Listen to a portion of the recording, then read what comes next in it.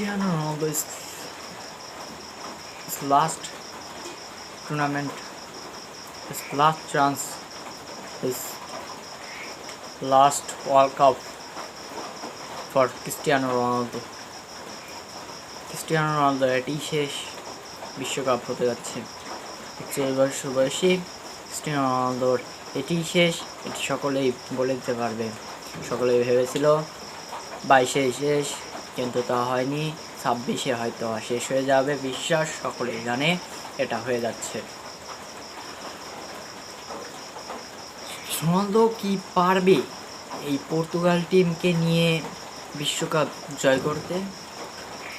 যে টিম রয়েছে তা নিয়ে বিশ্বকাপ জয় করা সম্ভব, কেননা পর্তুগাল টিমে যথেষ্ট ব্যালেন্স রয়েছে, যথেষ্ট ডেপথ রয়েছে।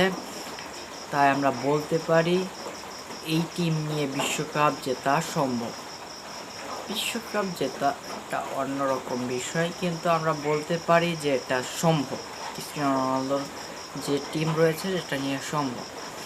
আমরা এই কথা নিয়ে মেনলি আসিনি, আমরা আজকে বলবো কথা হচ্ছে পর্তুগাল ভার্সেস ডিআর কঙ্গোর ম্যাচ নিয়ে কথা। আজকে রাত 11টার সময় শুরু হবে DR Congo versus Portugal match. এ ম্যাচে কীরকম স্পট হতে পারে, কে রেফারি থাকছেন এবং কী রকম ট্যাকটিস হতে পারে দুই টিমের, তা নিয়ে আলোচনা করব আজকের এই ভিডিওতে। চলো শুরু করা যাক।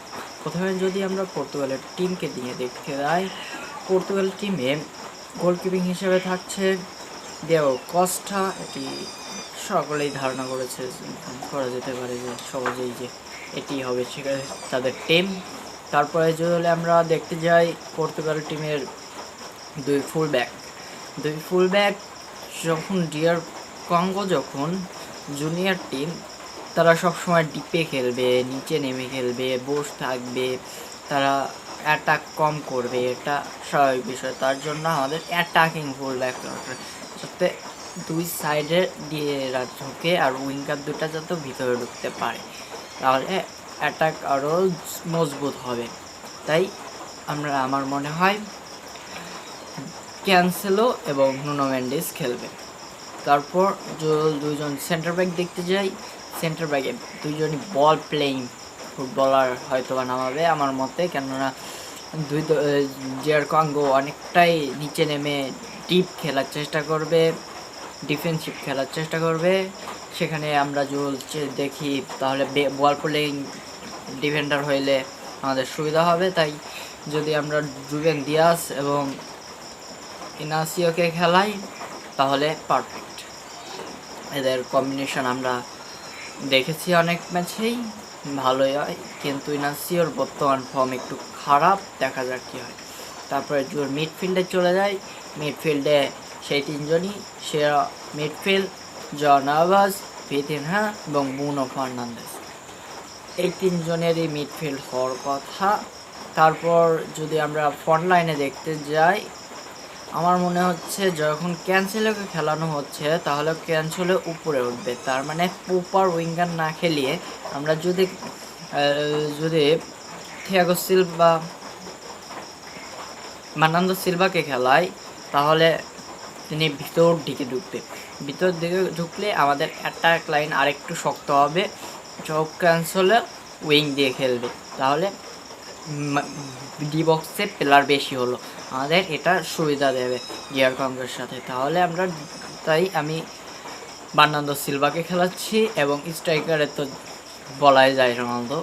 এবং ওই সাইডে আমার মতে ডিরেক্ট যখন খেলবো তাহলে লিওকে